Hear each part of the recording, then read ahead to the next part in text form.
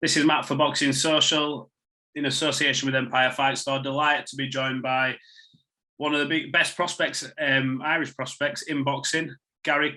Gary, it's a pleasure.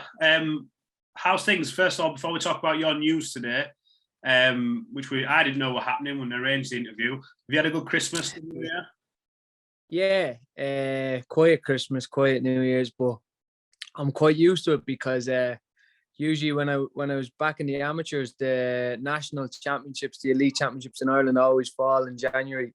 So we've always been used to training over the Christmas period. So yeah, quiet Christmas, getting ready to fight again. So looking forward to that, and good to get a couple of days off, bit of family time, but back to work now and an exciting year ahead. So yeah, I was going to say, how much sort of a break do you give yourself? Because I know you're someone who's in the gym all the time. So how much do you allow yourself a week or 4 or 5 days just to go, you know what, I'm going to have a bit of a chill, I'm going to eat what I want for a few days, then get back in? Or is it like a day, 2 days? What is it? I took Christmas Day off because it fell on a Sunday. That's the only reason. Sunday is my rest day. If it hadn't fell on a Sunday, I would have been actually training on Christmas Day. But I enjoy training, you know. I enjoy the process.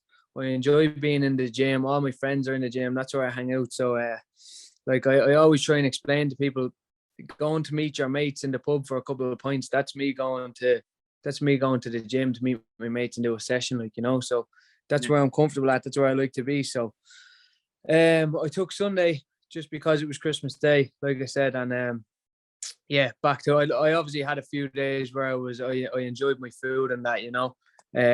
Had my Christmas dinner, had a couple of desserts here and there, but other than that, it was business as usual for me.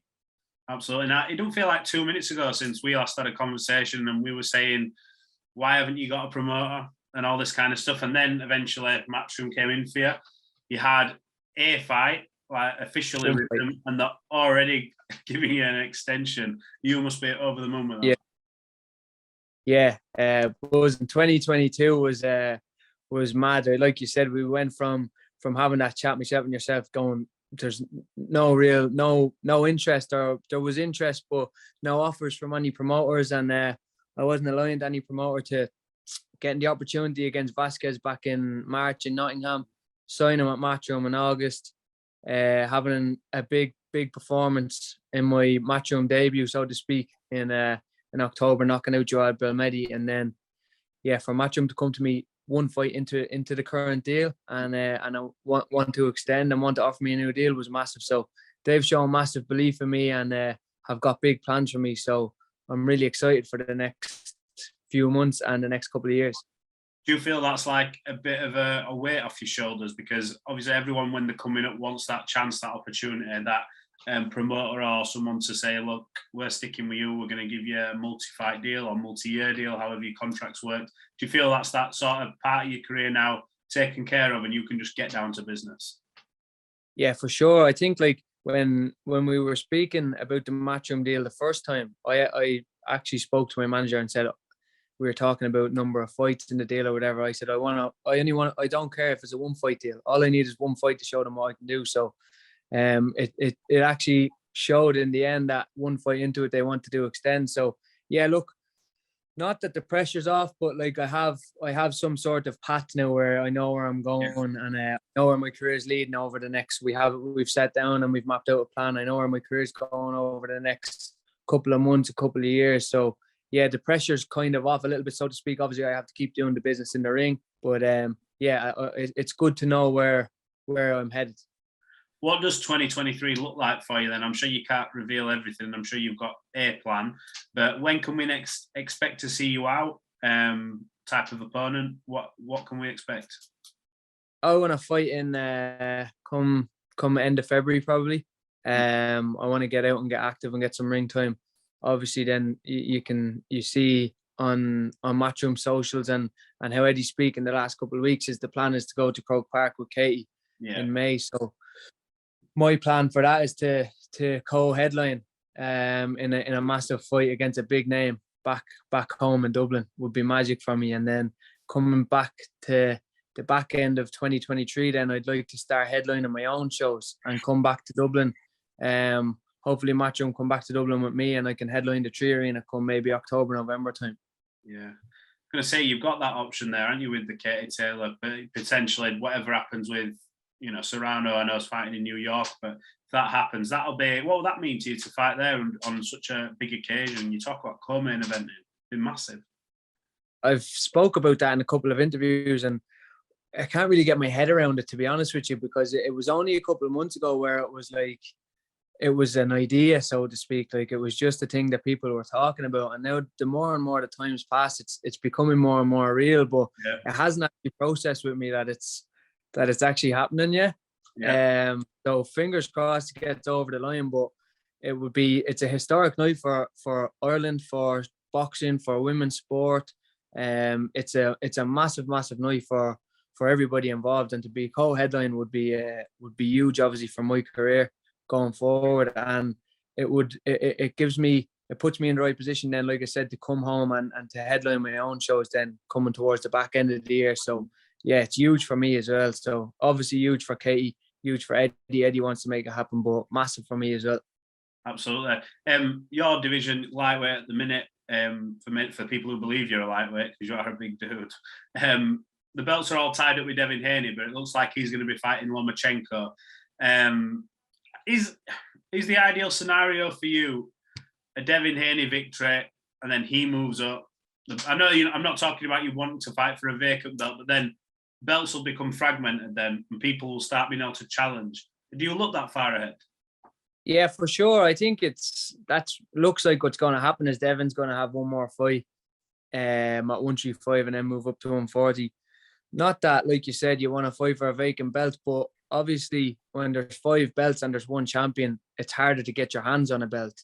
Yeah. Whereas if there's 5 champions, there's 5 options there to get your hands on one. So it's quite hard at the moment with him holding them all, but it's also good for boxing and good for our division that we have 1 champion. There's one guy who's number 1. There's no disputing that. He's undisputed, and I like that. I like that we have 1 champion away, but also to get your hands on a belt, it's quite difficult. So yeah, for him I think he will probably fight Lomachenko.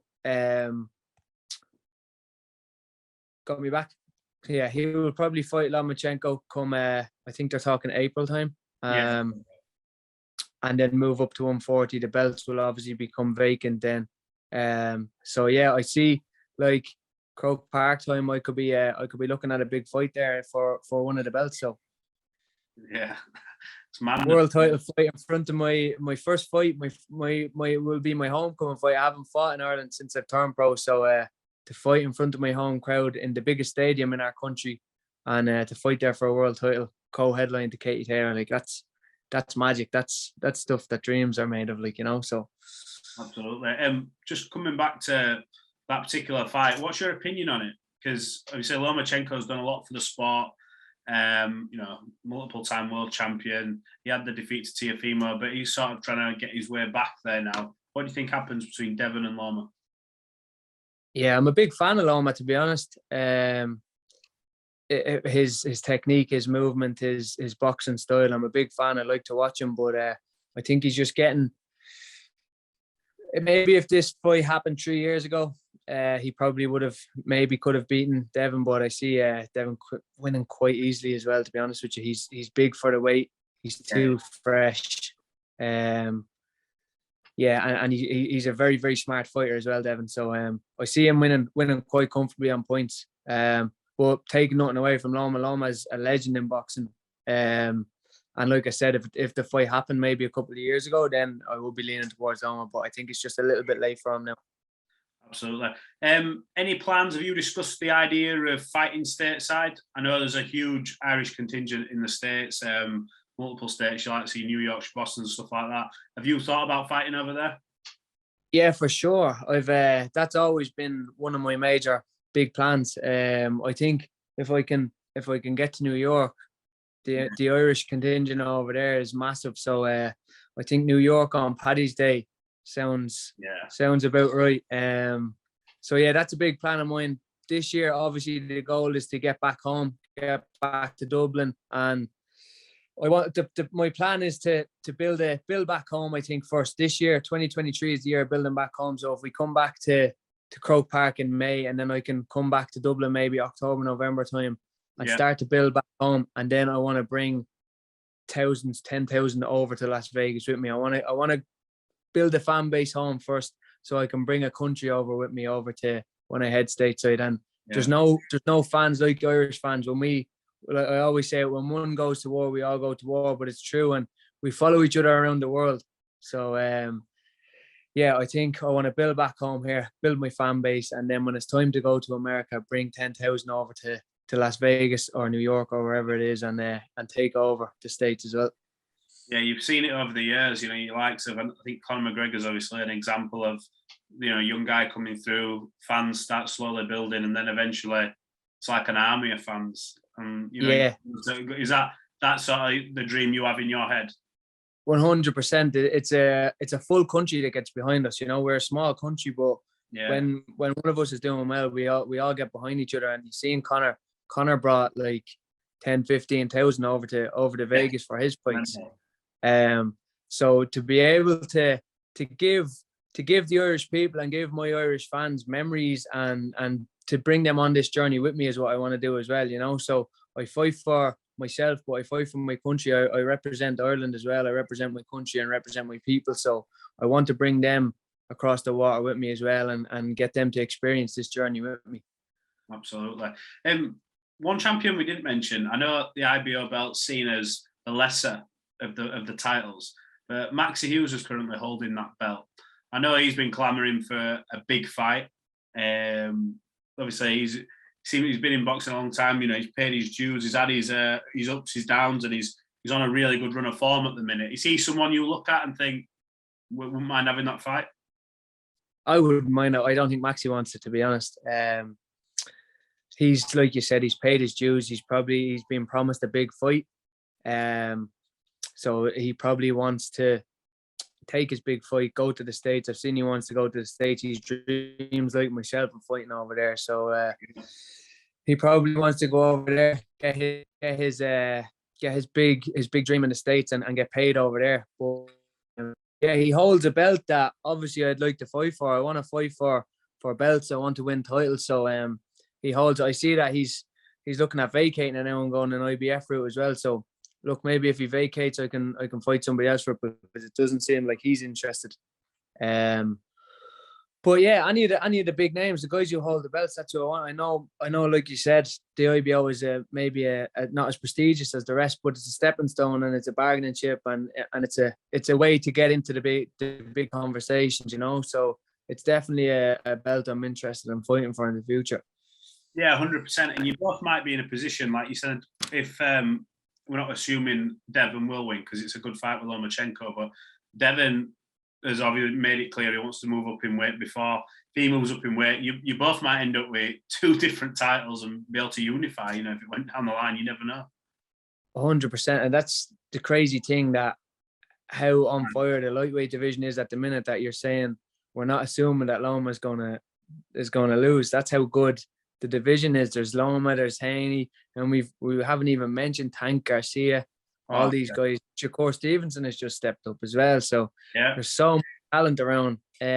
So many big fights to be made. A lot of them are over in America. So I think when the time is right and the time is ready for me to go over there, I'm going to be a big name over there too. Do you look at the likes of Gervonta Davis, who obviously he has that star power? He's going to be fighting. Obviously, we're always looking quite far ahead because him and Ryan Garcia are supposed to be fighting. But do you look at the likes of Gervonta Davis or Ryan Garcia and go, you know what, they're the fights for me in a couple of time when they're ready and when you're in position? 100%. Like, these guys, they're stars over in America, but they need names also to sell their shows or to fight against. If they want to become, they want legacy, they want to become stars, they need the big names to fight as well, So like I said, I'm planning on bringing a country over with me over to America when the time is right to go there. So I believe we can see some major events over there in the next couple of years. Myself and Shakur Stevenson, Ryan Garcia, all these big names, and bringing an army of Irish people over, and like I said, experiencing some huge nights over in the States as well. You could all be fighting each other at different weights as well as you move up and down. Because I'm sure you've got aspirations of moving up to a 140. I'm sure Shakur's mentioned being multi-weight and stuff like that. You could be fighting each other at them weights. Yeah, I think there's a lot of room there to jump for guys to jump up and down as well. Like Gervonta's fought at 140 in the past. Yeah, he's down at 130 now. Shakur is obviously coming up from 130. Loma stepped up from 130. I think Ryan Garcia could have possibly fought at 140 as well before. I've had one fight at 140 as well. So we're all in and around. Haney stepping up to 140 as well. So I believe in the next, maybe like you might see lads, maybe the five of us might end up at 140 in 2 years' time, you know. So there's a lot of big fights there. There's a lot of big names, a lot of big fights. So it's a really exciting time for me. Absolutely. Well, look, Gary, thanks for giving us some of your time. It was just coincidence that this news came today as I was opening my emails and saw you sign that deal after we'd arranged the interview. So it all worked out. But look, I appreciate you giving us some of your time. We look forward to being there at your next fight. Wish you all the best. Appreciate your time, bro. I'm looking forward to catching up at the next fight now, yeah? 100%. Appreciate it, bro.